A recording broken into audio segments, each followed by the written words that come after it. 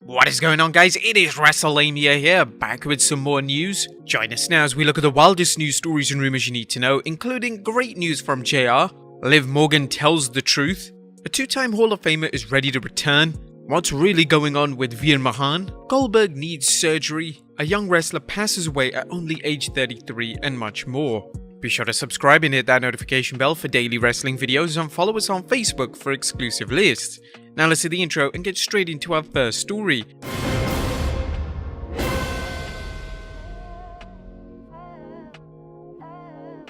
Now first story is some great news from Jim Ross. Atop today's news is a fantastic message from AEW announcer Jim Ross, who is now battling skin cancer and receiving radiation treatment, took to Twitter to announce, "I'm cancer free. We did it. See you tonight on AEW Dynamite at 8 PM Eastern Time." A huge congratulations to Jim Ross on his diagnosis and the tremendous courage he's shown in battling this deadly disease. Next up, the real reason Omos vs AJ match was cancelled? And was a scheduled 27th December Raw bout between former tag team partners AJ Styles and Omos cancelled due to COVID-related reasons? Well, one rumor has it that the WWE cancelled the television match because an AJ Styles vs Omos bout at the 26th December Madison Square Garden live event was the drizzling shit. Dave Meltzer discussed the situation on a recent Wrestling Observer Radio, saying, "The Garden match with AJ and Omos, I was told, was absolutely horrible. So it's possible WWE decided at the last minute, like, why put a horrible match on television? So maybe that's it. Or maybe it's COVID. I don't know. It was a weird thing, that the way they handled it, because they announced the match at the start of the show, and then all of a sudden, late in the show, AJ goes, 'Come on out, let's do the match,' and he's not there." Now, if you caught our recent Raw analysis video, you know that the Red Brand featured many absences and match cancellations, leading to fans speculating which ones were COVID-related and which ones were not. Omos' absence does not appear to be COVID-related, as several news sites reported he was present at the Raw show but was sent home before it aired. Now, Omos has improved since teaming with AJ Styles, but there's a big difference between wrestling in a tag team and wrestling one-on-one. It's also possible that AJ and Omos had a clash of styles in the ring, well, pun intended actually, a situation which could change as Omos improves. While Omos has much potential, the WWE may have jumped the gun in splitting him and the Phenomenal One. What do you guys think? Is Omos ready for singles action? Let us know in the comments down below. Next up, Liv Morgan reveals the truth. Liv Morgan's feud with Raw Women's Champion Becky Lynch has led to some powerful promos between the two, including one where Liv Morgan blamed Becky Lynch's high salary for the reason that WWE cut her former Riot Squad teammates, that being Ruby Riott and Sarah Logan. Now, while some fans were upset with Morgan incorporating this into a promo, she told CBS Sports, "I believe that everyone is allowed to feel the way they feel. Everyone is allowed to react the way they want to react.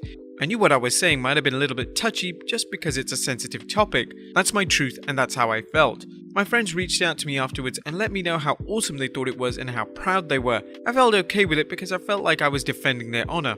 They loved that I did that, and it was just how I felt." Morgan went on to explain the storyline purpose for the remarks. "It's how I felt. Becky has been getting so personal with me, and I felt like I needed to bring her down to reality real quick. I don't want to offend anyone or anyone to be upset with what I said. In that aspect, I don't like that. I don't want people to be upset over something I said with no malice behind it whatsoever. Like I said, people are allowed to feel however they feel. Now, this isn't the first time the WWE has incorporated its mass releases into storylines, as you may recall Vince McMahon commenting to Austin Theory how he likes to fire people, especially before the holidays." Next up, Liv Morgan's discovery. Now, on a brighter note, Liv Morgan has announced that she's tracked down Angry Liv Girl, aka the fan who watched with disgust when Becky Lynch retained the Raw Women's Championship against Morgan thanks to an illegal assist from the ropes. During her aforementioned interview with CBS Sports, Morgan noted, "I found Angry Liv Girl. She's awesome. I've been waiting to reach out. I found her and I'm gonna send her a little DM. I would love for Angry Liv Girl and Angry Becky Girl to both be there at WWE Day 1. They've both been stars during this feud. I would love for them to both be there."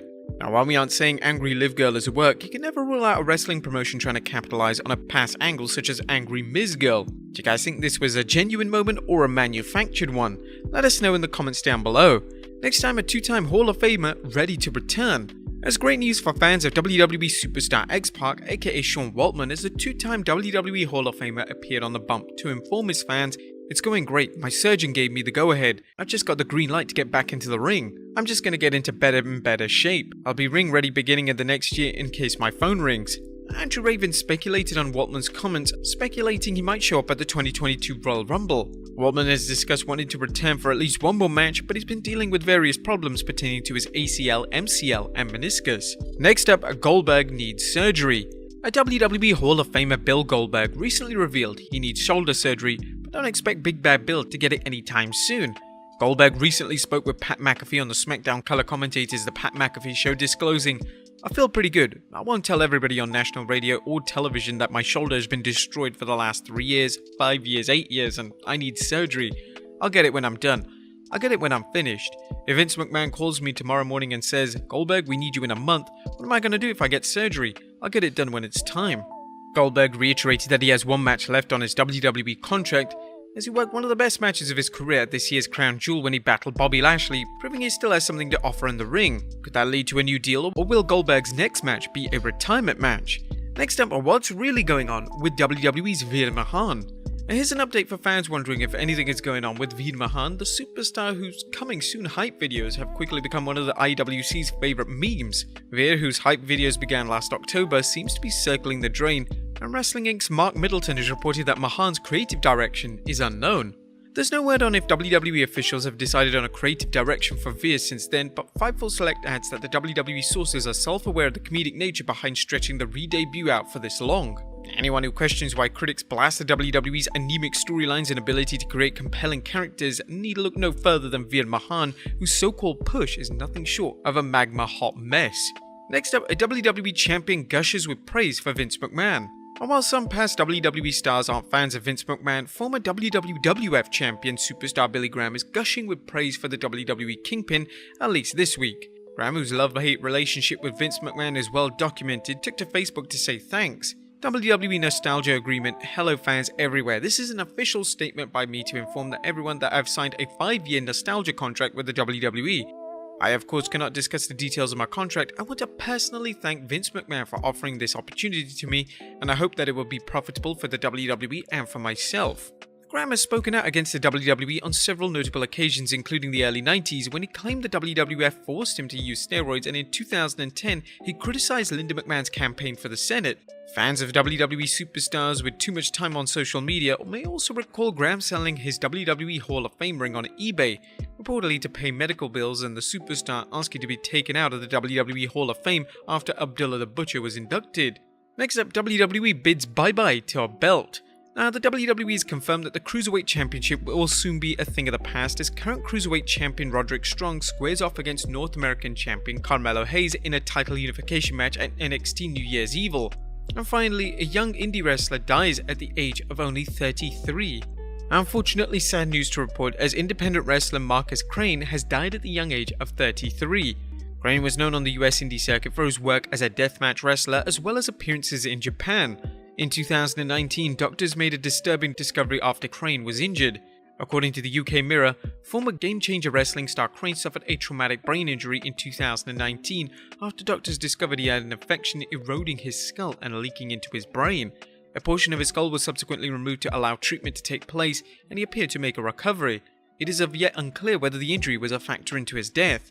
Now, we'd like to send our heartfelt condolences to Mr. Crane's family and friends during this hard time. Well, there you have it, folks. The wildest news stories and rumors you need to know. Be sure to leave your comments down below. I'll see you next time with some more wrestling content.